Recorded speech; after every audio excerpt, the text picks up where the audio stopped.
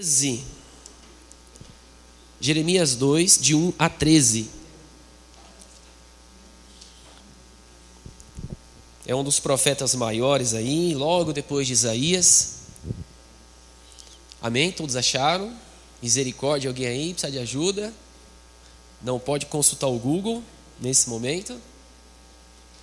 Assim diz a palavra do Senhor lá em Jeremias capítulo 2, do versículo 1 a 13. Veio a minha palavra do Senhor: vai e clama aos ouvidos de Jerusalém. Assim diz o Senhor: lembro-me de ti, da devoção da tua mocidade, do amor dos teus desposórios, de como me seguiste pelo deserto numa terra não semeada.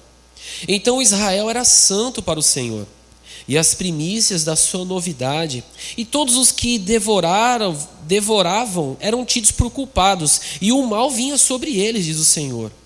Ouvi a palavra do Senhor, ó casa de Jacó, e todas as famílias da casa de Israel. Assim diz o Senhor: que injustiça acharam vossos pais em mim, para se afastarem de mim, indo após ídolos vãos, e tornando-se sem valor eles mesmos? Não perguntaram: onde está o Senhor, que nos fez subir da terra do Egito, que nos guiou através do deserto, por uma terra de chamecas e de covas, por uma terra de sequidão e densas trevas, por uma terra que ninguém transitava, ao qual não morava homem algum? Eu vos introduzi numa terra fértil, para comerdes o seu fruto e o seu bem. Mas quando nela entrastes, contaminastes a minha terra, e da minha herança fizeste uma abominação.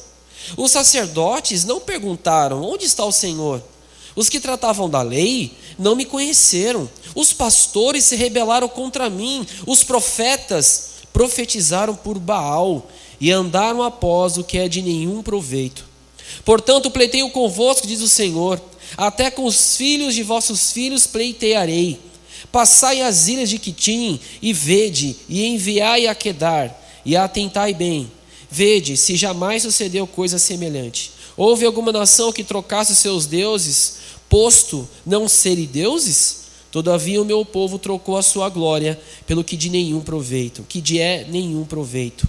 Espantai-vos disso, ó céus, e horrorizai-vos, ficai verdadeiramente estupefatos, diz o Senhor. O meu povo fez duas maldades. A mim me deixaram um manancial de águas vivas, e cavaram cisternas rotas que não retêm as águas. É um texto longo, mas nós vamos pensar nessa noite sobre voltando de volta ao tempo de glória. Aqui Jeremias, profeta de Deus, recém-chamado para esse ministério, ele tem uma missão muito dura, que é levar uma advertência ao povo de Judá. Lembrando, o povo de Judá era as últimas duas tribos de Israel, era Judá e Benjamim. As outras 10 formavam o reino do norte, já tinham sido dispersas pelos assírios. Só ficou o reino do sul, que era o reino de Judá, que até então era um reino até que tranquilo. Tinha uns reis lá bonzinhos, tranquilo, que seguiam a vontade de Deus, mas no meio do caminho algumas coisas ocorreram e Deus teve que intervir. E esse livro de Jeremias, tanto é que ele é chamado de profeta chorão, né? Mas não é à toa. Ele é chamado assim porque Deus determinou o castigo sobre o povo. Deus falou: não tem mais jeito, Jeremias, não adianta você orar, não adianta você fazer nada, porque eu vou colocar esse meu povo sob castigo. Veio ali o cativeiro, 70 anos, mas Deus prometeu que traria o povo de volta, e assim aconteceu logo em seguida. Mas esse início de carta, Jeremias vai ter que dar uma chamada de atenção nesse povo, porque era um povo que andava com Deus. Era um povo que vivia aos pés do Senhor, era um povo que estava na presença de Deus, mas agora se encontra afastado da presença do Senhor. É um povo que se encontra longe da presença de Deus. É um povo que deixou o caminho de Deus, mas era um povo que conhecia Deus.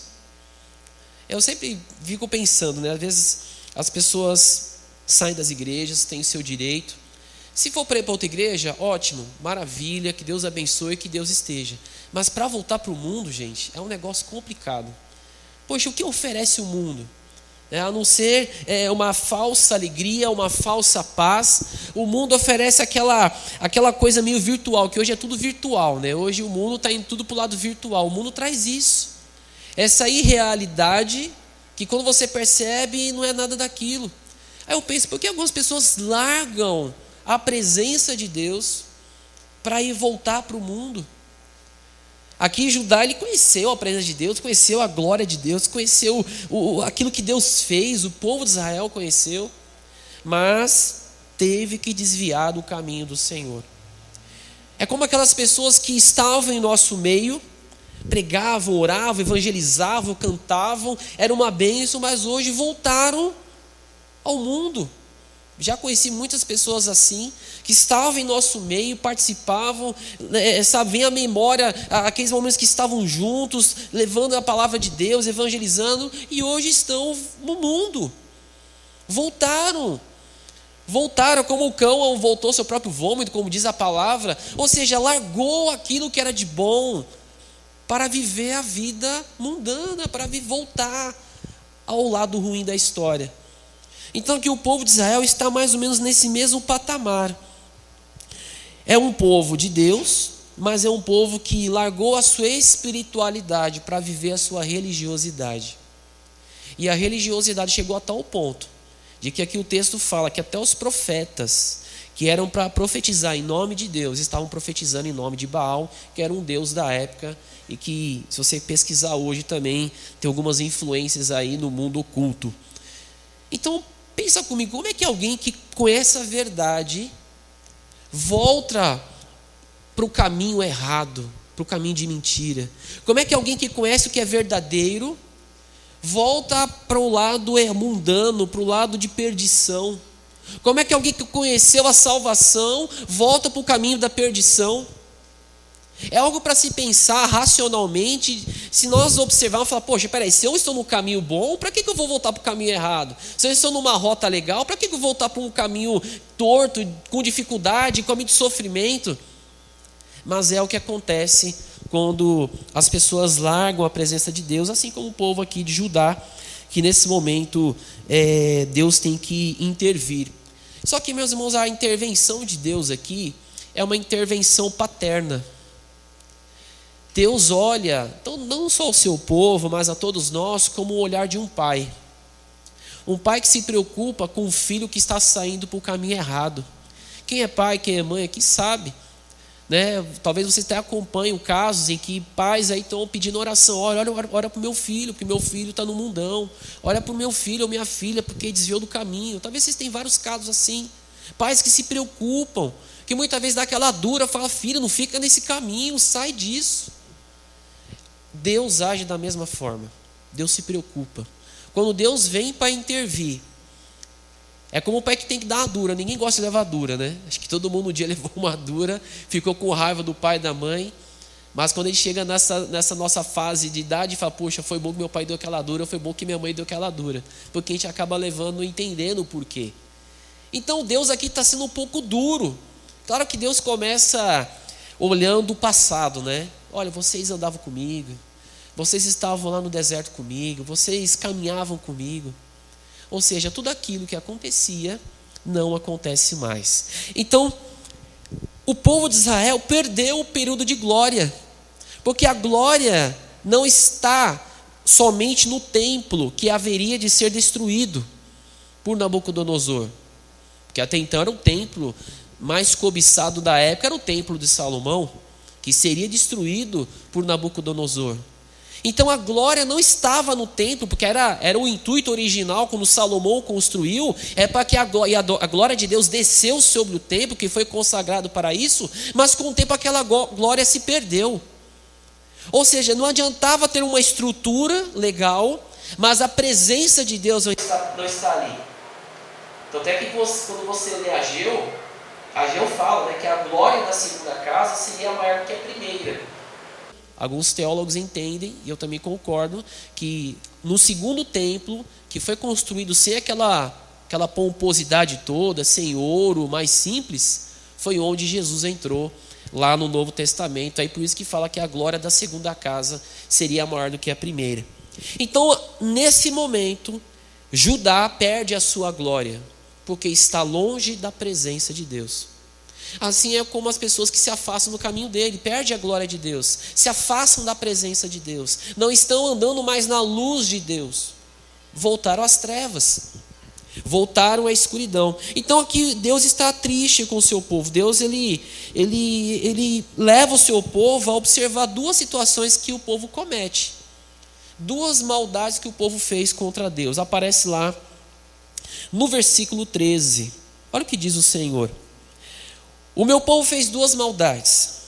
A primeira, me deixaram o manancial de águas vivas, deixaram a comunhão com Deus, deixaram de viver com Deus. Às vezes eu posso estar na vida, na igreja, mas eu não tenho comunhão com Deus. Existe isso. Tem gente que vive uma religiosidade, mas não tem uma vida diária com Deus. Eu uma vez falei lá na igreja que o domingo é o momento que a igreja se reúne para fechar aquele culto da semana, que você começa na segunda-feira de manhã, quando você acorda.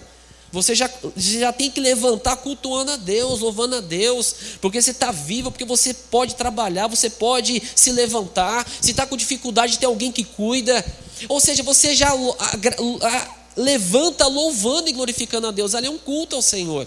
E você fazendo isso toda semana, quando você se reúne no domingo, aí sim a igreja como corpo eleva essa adoração como um sinal de agradecimento pelo que Deus tem feito durante toda a semana que fez com você. Ou seja, adoração. Então nesse caso, Judá deixou a comunhão com Deus. Era um povo unido, mas agora não está mais com o Senhor. Era um povo que dependia de Deus, agora depende de outros deuses, menos do Senhor.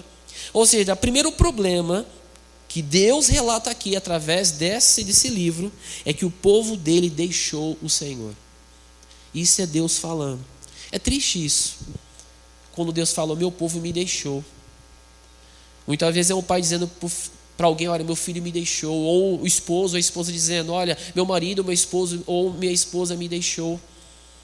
Foi embora, largou, não quer saber mais. Então Deus está dizendo: puxa, eles andavam comigo, era o meu povo querido, eles me deixaram.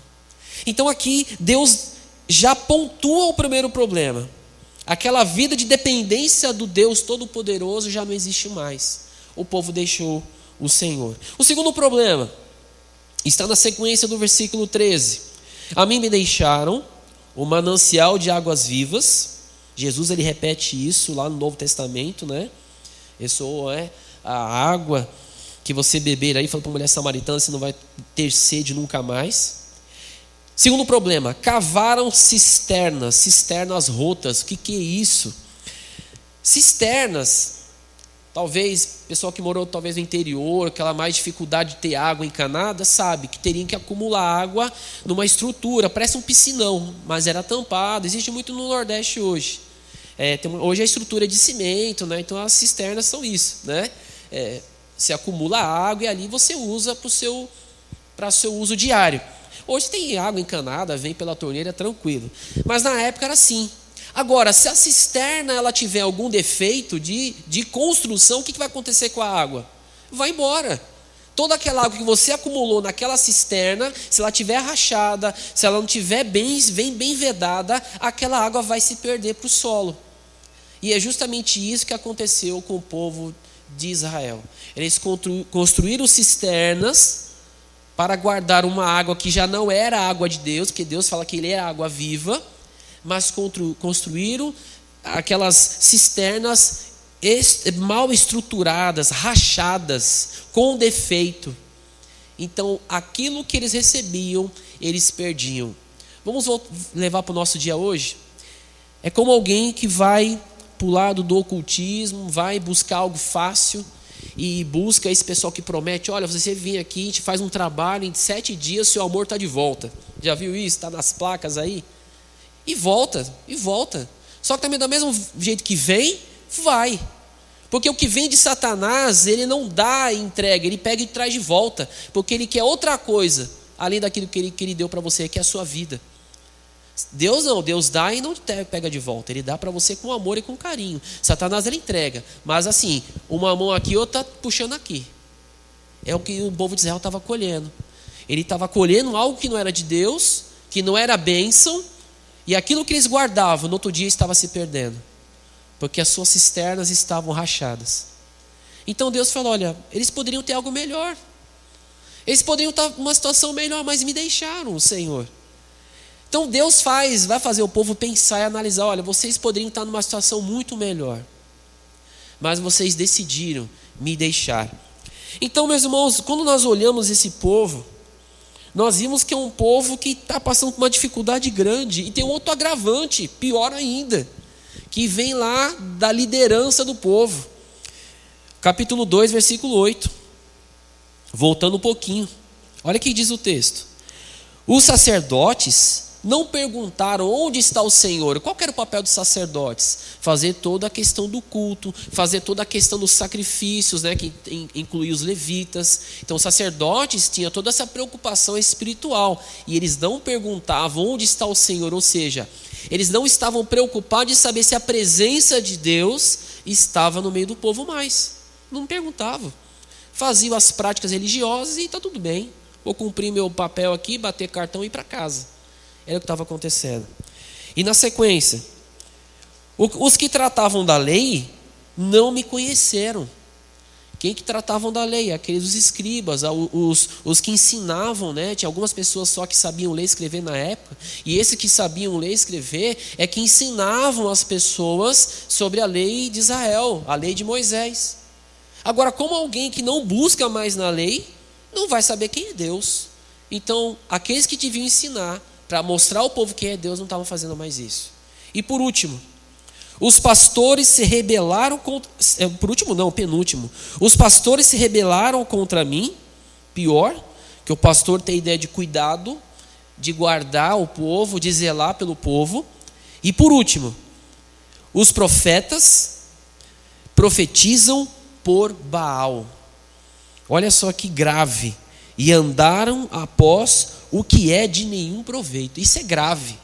Porque qual era o papel do profeta? É o mesmo que está falando Jeremias. Jeremias, ele falava em nome de Deus. O que Deus mandava, mesmo ele sendo contra, como foi Jonas, Jonas pregou para Nínive contra. Ele não queria salvar animais. Deus falou: você vai.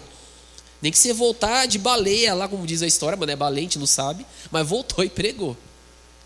O papel do profeta é esse. É fazer o que Deus quer que ele fale, não falar o que ele quer que seja falado. E os profetas, não falavam mais nada. Falavam em nome de outros. Então, gente, a situação é grave. É um povo longe de Deus, um povo sem liderança que leva para junto de Deus e que perdeu a glória de Deus. Ok, chegamos a esse ponto, mas talvez você fale: pastor, mas e aí? Como é que o povo vai fazer para voltar a ter aquele período da glória de Deus? Podemos dizer aí 3 atitudes que o povo pode ter, e nós também, na nossa vida, podemos ter, para vivermos a glória de Deus em nós. Vamos voltar um pouco no texto, e vamos entrar no versículo 2, porque no versículo 2 Deus deixa alguns princípios em que o povo caminhava com ele, e que agora poderia fazer de novo. Versículo 2 diz o seguinte: lembro-me de mim, vai e clama aos ouvidos de Jerusalém, assim diz o Senhor, lembro-me de ti, da devoção da tua mocidade. Em outras versões aparece a tua fidelidade. Em outras versões aparece isso. Ou seja, a tua lealdade, a tua fidelidade. Então o primeiro ponto para que voltemos ou tenhamos a glória de Deus em nós, e que o povo de Israel precisaria ter a glória de Deus ali no meio, era voltar a ser fiel a Deus. No Novo Testamento, a igreja ela é comparada ao quê? A uma noiva. E Cristo, o noivo. Num casamento, o que deve ter num casamento? Lealdade, fidelidade. Porque o que racha um casamento é o quê? Traição. O povo traiu a Deus, porque largou a presença de Deus, colocando outros deuses. Aqui Deus então fala: olha, eu me lembro que quando você era mais jovem, você era fiel. Ou seja, a fidelidade é lembrada como uma questão de zelo, de lealdade, de estar junto, de defender, de falar, não, essa aqui é a pessoa que eu estou andando, Deus é o meu Senhor, meu pastor. É lealdade, não abandona Ele por nada. Hoje nós falamos de fidelidade mais para o lado dos dízimos e ofertas, que tem que ser. Mas a fidelidade, ela abrange toda a nossa vida com Deus. Eu tenho que ser fiel a Ele em todo o tempo.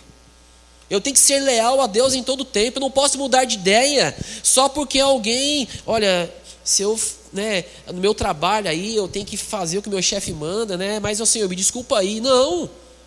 Seja fiel a Deus. Ah, mas se eu perder meu trabalho, Deus é o Deus que abre porta e fecha a porta. Eu preciso ser fiel a Deus, assim como Deus é fiel a mim. Paulo fala, ainda que eu seja infiel, lá em 2 Timóteo 2,13, se nós formos infiéis, Deus permanece fiel. Deus permanece fiel. Então, se Deus permanece fiel, nós precisamos saber que Ele não vai deixar a gente por nada. Mesmo que a gente venha pisar na bola com Deus, mesmo que em algum momento nós venhamos a deixar o Senhor por algum tempo, como fez ali aquela parábola do filho pródigo, mesmo que tudo isso aconteça, mas Deus vai continuar sendo fiel. Ele não muda. Então, o que Deus espera do seu povo, e aqui Ele fala para o povo de Judá, é o retorno a ser fiel a Ele. Ou seja, voltar-se para Deus, a fidelidade com Deus, a reconciliar-se com Deus, a estar junto dEle. Ou seja, se formos infiéis, Deus permanece fiel, porque não pode negar a si mesmo. Fidelidade é caráter de Deus, e Deus, Ele não muda. A palavra de Deus fala, Deus não muda, nós mudamos, Deus não muda. Se Deus não muda, o caráter dele também é íntegro, é da mesma forma, desde o período de Adão até hoje, Deus é o mesmo. Ele é fiel, Ele é santo, Ele é justo, Ele é perfeito, Ele é amor, porque é a essência dele, e isso não se altera. Então, se nós formos infiéis, Deus permanece fiel, mas Deus não quer que sejamos infiéis com Ele. Deus quer que nós sejamos fiéis. Ser fiel é ser leal, é ser alguém que abraça a causa e fala, não, eu estou contigo, Senhor. Assim como o Senhor está comigo todos os dias, eu estou com o Senhor. Não vou te abandonar, não. Nós temos sempre aquele princípio, Deus, família e igreja. Ou seja, primeiro lugar de todas as coisas é Deus. Qualquer coisa que eu coloque na frente de Deus se torna idolatria. Então, em primeiro lugar, Deus. Aí segundo pode vir aquilo que você acha melhor, família, igreja e outras coisas. Mas sempre Deus em primeiro lugar. Eu sou fiel a Deus. Ah, mas se eu viver a vida com Deus, ir para a igreja, fazer as coisas, vai ter divórcio na minha casa, vou ter briga com os meus filhos. É isso que Satanás quer, que você pense assim. Mas se você for fiel ao Senhor, Ele pode fazer transformação. A Bíblia até orienta as mulheres, se não me engano, não sei se é Paulo ou é Pedro, para que se a mulher quiser salvar o seu esposo, que ela venha a salvá-lo pelo trato, pelo seu modo de agir dentro de casa, que ela vai demonstrar para ele a sua restauração de vida como cristã. A Bíblia orienta isso. Ela não fala, olha, deixa a vida de Deus e vai ver que seu marido. Não, ele fala diferente, olha, viva a sua vida com seu marido, mas mostrando a ele que você foi transformado. Então, a primeira dica que Deus deixa aqui, que está lá no início do texto, é quando Deus lembra da devoção, ou seja, da fidelidade que o povo tinha com Ele. O povo dependia de Deus, o povo precisava de Deus. Então, meus irmãos, fidelidade, ela tem um princípio, é não trair Deus. Como que eu traio Deus? Quando eu coloco qualquer coisa na frente dEle. Tudo que eu coloco na frente de Deus se torna idolatria. E idolatria Deus não aceita. O primeiro dos mandamentos: não terás outros deuses diante de mim, diz o Senhor. Então, se você quer viver com Deus, Deus sempre em primeiro lugar. Seja fiel a Ele, assim como Ele é fiel com você e nunca falhou. Em nenhum momento da sua vida. Mesmo que você um dia conhecesse Deus, Deus já estava sendo fiel com você. Assim como é na minha vida. Então a fidelidade, é algo que Deus ele espera de nós. Ele não exige, ele não vai impor a alguém. Pelo contrário, ele quer que seja algo natural. Mas ele quer ver essa fidelidade, porque ele é fiel conosco. Ele faz o melhor para a gente, ele nos trata bem. Ele é como um pai mesmo, né? Ele muitas vezes tem que dizer não. Muitas vezes ele tem que falar, filho, espera um pouquinho. Muitas vezes ele vai demorar naquela resposta de oração, outras vezes não. Mas ele faz isso porque ele é pai e ele quer cuidar. E por isso que ele é fiel. Então, não coloque nada na frente de Deus. Seja fiel a Ele. Fiel a Deus em todas as coisas. Tem um canto que fala, né? Tu és fiel, Senhor.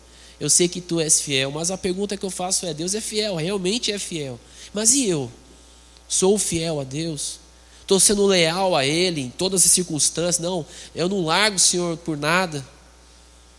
É bom nós pensarmos, mas é a primeira atitude que eu tenho que ter. E como o povo deveria ter para viver a glória de Deus, voltar a ter essa comunhão, vivendo na fidelidade com o Senhor. A segunda atitude que o texto me mostra aqui, está na sequência do versículo 2, diz o seguinte: vai clamar aos ouvidos de Jerusalém, se diz: Senhor, lembra-te da devoção da tua mocidade e do amor dos teus desposórios, e de como me seguiste pelo deserto. Deus lembra do amor que o povo tinha por Ele. Olha que coisa, Deus ali está relatando algo que foi vivido e não se vive mais ali em Israel. Por que Deus preza tanto pelo nosso amor? Primeiro, Deus é a fonte de todo amor. João fala, né? Tem um texto que fala que Deus é amor, esqueci agora, deu branco agora. Mas fala que Deus é amor, acho que é 1 João 4 alguma coisa. Deus é amor, Deus é a fonte do amor. Todos nós, quando fomos criados à imagem e semelhança de Deus, esse caráter de Deus chamado amor está em nós. Só que o pecado desfigurou isso. E o amor que era para ser direcionado para Deus foi direcionado para outras coisas. E aqui o povo de Israel, de Judá, desviou o amor que era para Deus para deuses, que não era o Senhor nosso Deus. Então Deus fala: poxa, eu me lembro de quando você me seguia com amor. Ou seja, Deus se lembra de quando o povo dependia de Deus, fazia por amor, não por obrigação. Gente, ninguém estava no deserto porque foi obrigado a ir para o deserto, não.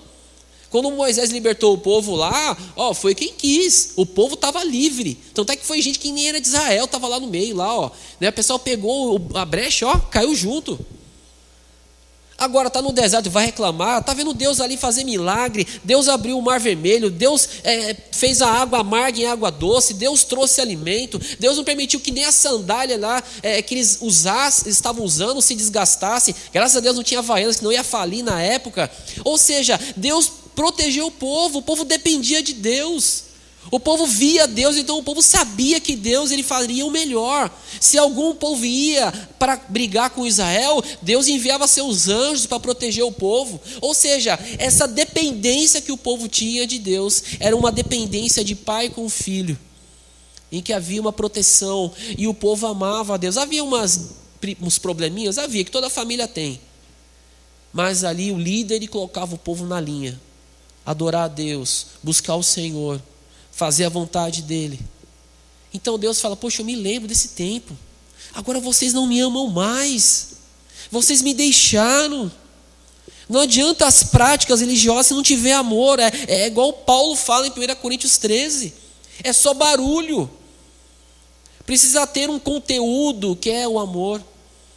Então Deus lembra que o amor de Israel que tinha por ele. E detalhe, né, gente? O amor, ele se torna mandamento.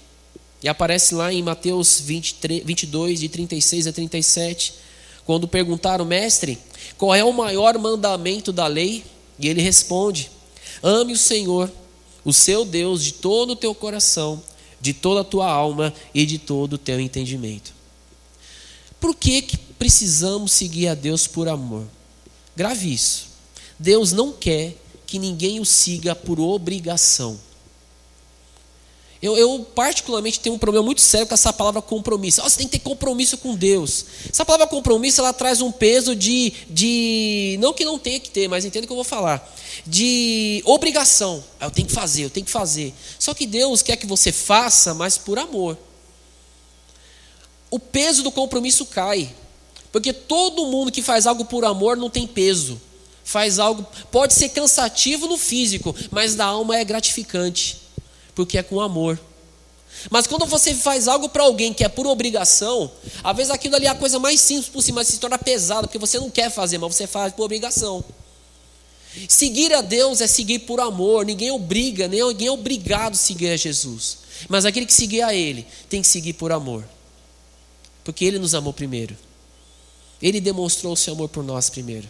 Então, amar a Deus sobre todas as coisas. Amar o Senhor é o princípio aqui para uma vida que nós possamos ver a glória de Deus. É uma intimidade, uma comunhão, mas por amor, não por obrigação. Mas porque eu tenho prazer em estar na presença de Deus, eu tenho alegria de conversar com o Senhor, sabe? Não é aquela preocupação, se eu não fizer isso, o pastor vai cobrar de mim, se eu não fizer isso, alguém vai cobrar de mim. Não. Pensa em Deus, se eu não fizer isso, Deus vai ficar triste comigo. Pensa em Deus em primeiro lugar. No seu trabalho, faça para Deus, tá um saco lá ver seu trabalho, faça para o Senhor. Fala, vou fazer para louvar o nome do Senhor aqui. Vou fazer com alegria porque é para o meu Deus. Que Deus que me colocou aqui, sabe? Muda um pouco a rotina, a mentalidade, coloca Deus em primeiro lugar e você vai ver que a sua vida vai ficar mais leve, porque você vai ter alegria de fazer aquilo para Deus. E Deus se alegra com isso. E aquilo é um culto, se torna um culto ao Senhor. Então, Deus aqui ele lembra, olha, o meu povo me seguia no deserto com amor. E detalhe, seguia a Deus. Claro, estava no deserto. Para onde que pastor? Mas está no deserto, vai para onde, né? Está no deserto, mas o povo dependia de Deus. Detalhe, o povo estava no deserto, e a Bíblia fala que havia durante o dia uma coluna de nuvem, e durante a noite uma coluna de fogo. Durante o dia aquela coluna de nuvem trazia, além da sombra, guardava o povo, né? Porque estava no deserto, havia uma temperatura mais alta, então guardava com uma temperatura mais agradável. Durante a noite uma coluna de fogo, porque despencava a temperatura no deserto, aquecia o povo e dava luz de graça para todo mundo. Não tinha Enel naquele período, graças a Deus. Então o povo não precisava apagar a luz. Ou seja, Deus cuidava. E como que o povo sabia que era hora de partir? Quando a coluna de nuvem, quando a coluna de fogo começava a se movimentar. Quando o pessoal percebia que a coluna de nuvem de fogo começava a se movimentar, todo mundo começava a desmontar suas barracas, suas tendas, todo mundo começava a montar ali em cima dos carros, e para onde a nuvem de fogo ia, ou a coluna de nuvem ia, o povo seguia ela. Ou seja, o povo seguia a Deus. Será que isso é diferente? Pastor, mas eu não vejo uma coluna para me seguir. Pelo amor de Deus. Hoje nós temos a palavra do Senhor, que é nosso guia. Ela é o nosso guia, né? Como nós batistas dizemos, nosso guia de fé e prática. Nós temos a palavra do Senhor, nós temos a igreja, nós temos a oração que nós podemos falar com o Senhor. Então Deus ele nos guia na vontade dEle. Mas Ele quer que nós obedeçamos a sua vontade. Eu me lembro que lá em Deuteronômio, se não me engano 29, não recordo agora, Deus ele propõe duas coisas. Ele fala o seguinte: eis que proponho diante de vocês a bênção e a maldição. A bênção se vocês seguirem os meus caminhos, a maldição se não seguirem. Mas eu proponho a bênção. Olha só, Deus propõe. Fala, por quê? Porque Deus não quer ninguém obrigado a seguir a Ele. Mas, ou seja, Deus está dizendo o seguinte: olha, se vocês me seguirem, vocês vão ser abençoados. Agora, se não seguirem, é uma questão pessoal, só que as consequências a gente não pode aí garantir que serão boas. Então Deus aqui, Ele lembra de quando o povo seguia a Ele. E Jesus disse: se alguém quiser vir após mim, negue-se a si mesmo, toma a sua cruz e siga-me. Foi o que Ele fez com Mateus, quando Mateus estava lá no seu trabalho, cobrando impostos, Ele disse para Mateus: siga-me. E Mateus o seguiu. Seguir a Jesus é seguir aquele que conhece o caminho. Hoje, para vir para cá, eu dependi um pouco do Google Maps.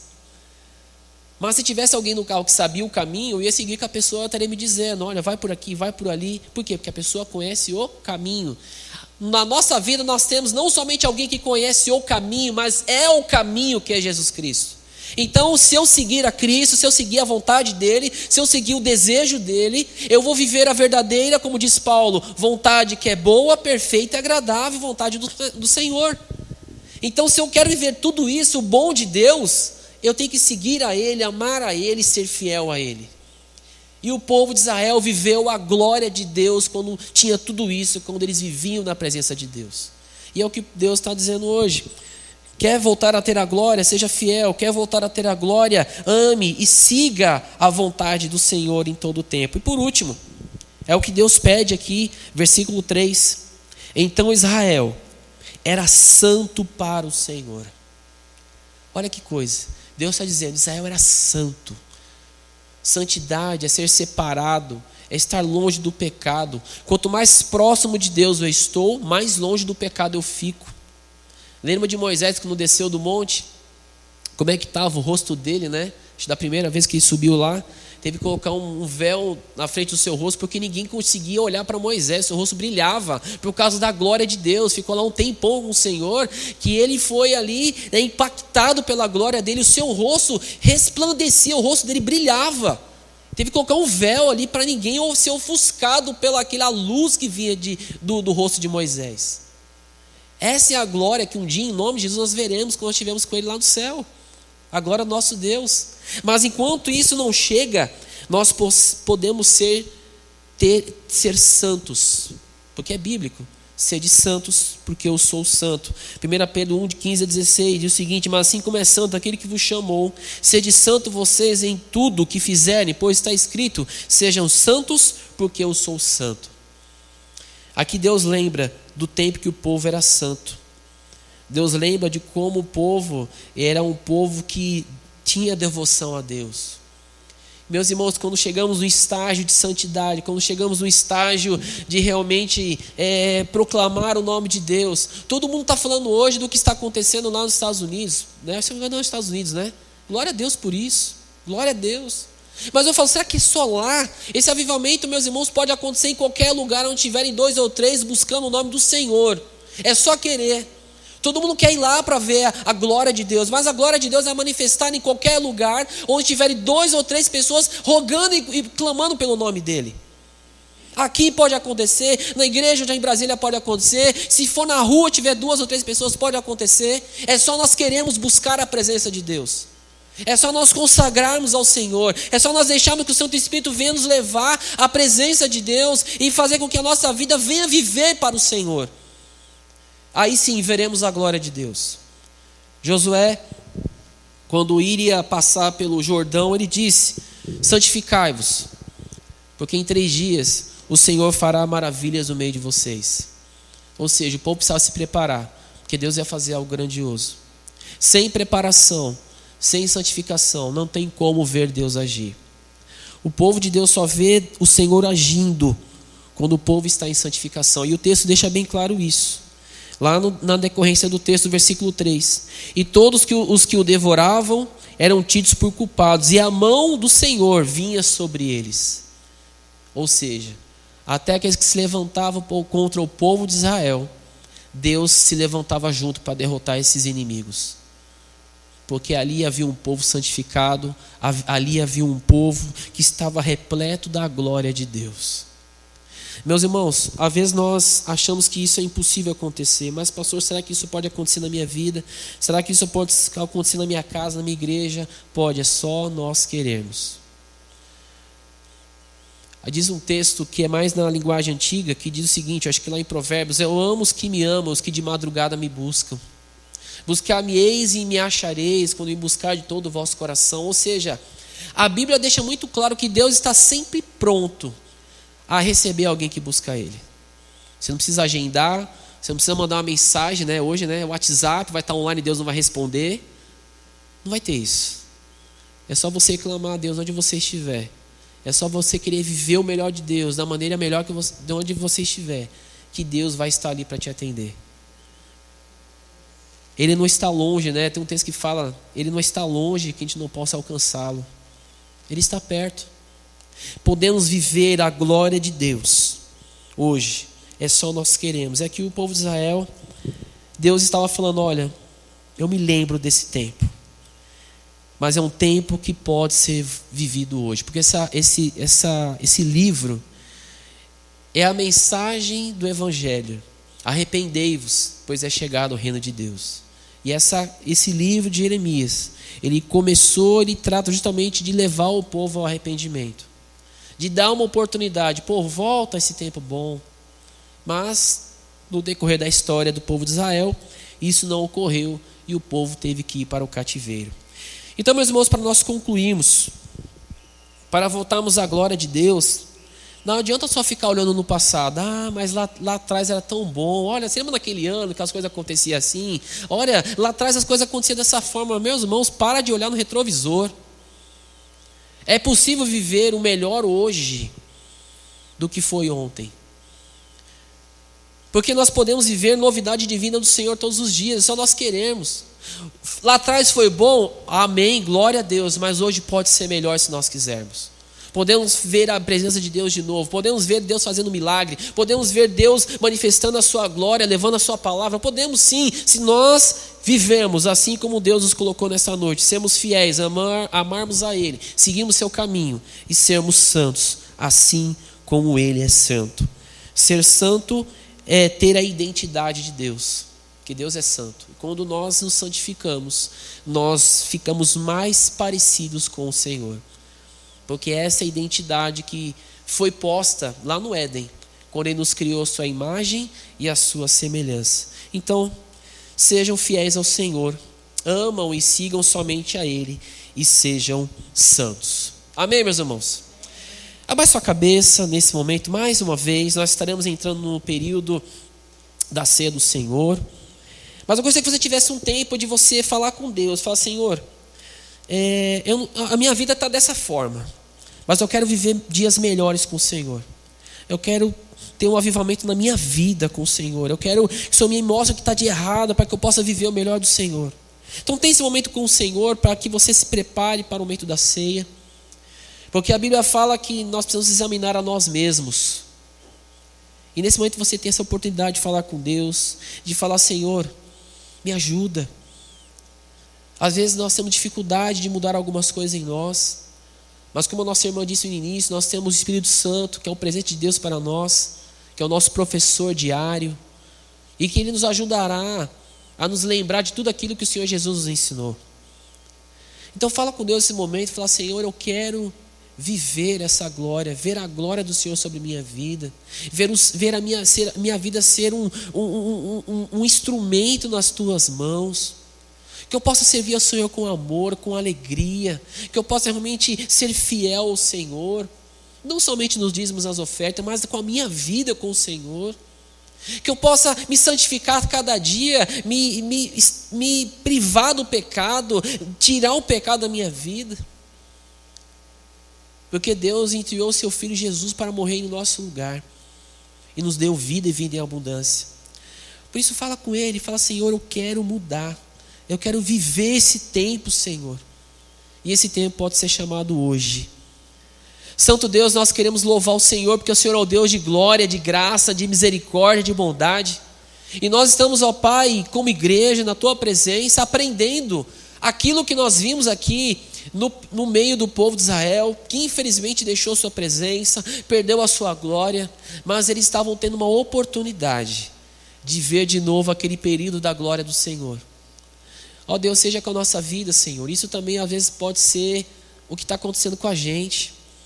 Perdemos a glória do Senhor porque não estamos sendo fiéis ao Senhor. Perdemos aquele amor que nós tínhamos com o Senhor, como foi escrita a carta em Efésios, perdeu o primeiro amor. Deus nos ajuda, Deus, a voltar aquele primeiro amor, aquele amor que nós tínhamos no início da conversão, que queríamos falar do Evangelho, queríamos pregar o Evangelho, queríamos falar para o Senhor. Nos ajuda a voltar, ó Deus, a esse tempo.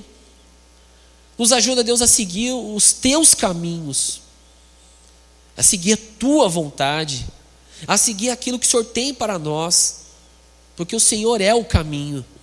o caminho perfeito, o caminho que vai nos levar à vontade do Pai, o caminho que vai nos levar a tempos de bênção. E mesmo que haja problemas, dificuldades, lutas, o Senhor prometeu que estaria conosco todos os dias.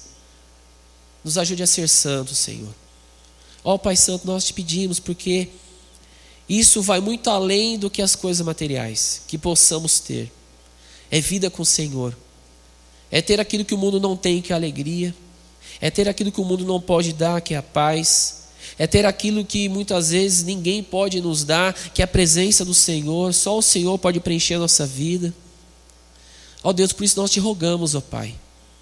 Como vimos aquele avivamento lá nos Estados Unidos, bênção, glória a Deus. Mas em todo o mundo pode isso acontecer. Basta nós crermos e estarmos juntos no Senhor, clamando ao Senhor, buscando ao Senhor enquanto se pode achar, invocar ao Senhor enquanto o Senhor está perto, sabendo que o Senhor, ó Pai, ouve as nossas orações, ouve nosso súplico. A oração de um justo pode muito em seus efeitos. Nós somos chamados povo do Senhor, sacerdócio real, nação santa. O Senhor, Pai, nos salvou das trevas para a maravilhosa luz do Senhor. E nós, ó Deus, temos a marca de Cristo em nós, que é o selo do Espírito Santo em nossa vida. Santo Deus, em nome de Jesus, ó Pai, traga o avivamento em nós, em nome de Jesus Cristo. Um avivamento que não seja, Deus, exterior somente, mas que venha de dentro para fora, Senhor. Que venha uma transformação da alma, uma transformação do Espírito, Senhor Deus. Que possamos realmente viver aquilo que o Evangelho, ó Deus, vem nos ensinado. Para que, ó Deus, onde nós estivermos, o mundo seja impactado. As pessoas onde nós estivermos sejam impactadas. O bairro em que nós estivermos sejam impactados. Ó Deus amado, é só o Senhor que pode fazer isso em nós. Porque o Senhor é o nosso supremo pastor. Aquele que cuida, aquele que deu a vida por nós. Aquele, ó Pai, quando nós sabemos o seu nome, porque somos suas ovelhas. Santo Deus, nós te rogamos, ó Pai, para que possamos viver esse tempo de adoração, de louvor, que nós não tenhamos medo de louvar o Senhor. As pessoas precisam ouvir, ó Deus, quando cantamos, quando glorificamos ao Senhor, porque Tu és santo, Tu és poderoso. Ó Deus amado, a salvação não está na igreja local, mas está em Cristo Jesus, e nós anunciamos essa boa notícia, que Jesus Cristo é o nosso Salvador. É aquele que nos tirou, ó Pai, da onde nós estávamos e nos trouxe para uma vida em abundância, de graça, de misericórdia. Ó Santo Deus, por isso nos ajuda a viver esse tempo. E agora, Pai, entraremos no período da ceia do Senhor. Que o nosso coração esteja limpo de todo pecado. Se precisamos, ó Pai, resolver algo, que façamos antes do momento da ceia. Seja pedir perdão ao Senhor, reconciliação com alguém. Para que possamos, ó Pai, participar desse momento tão precioso, com o nosso coração grato a Deus. Porque aquele que estava morto, reviveu, e está vivo, está diante do Pai, e um dia voltará para nos buscar e nos levar para a glória de Deus para todo sempre. Senhor, nós te louvamos, nós te agradecemos, em nome de Jesus. Amém.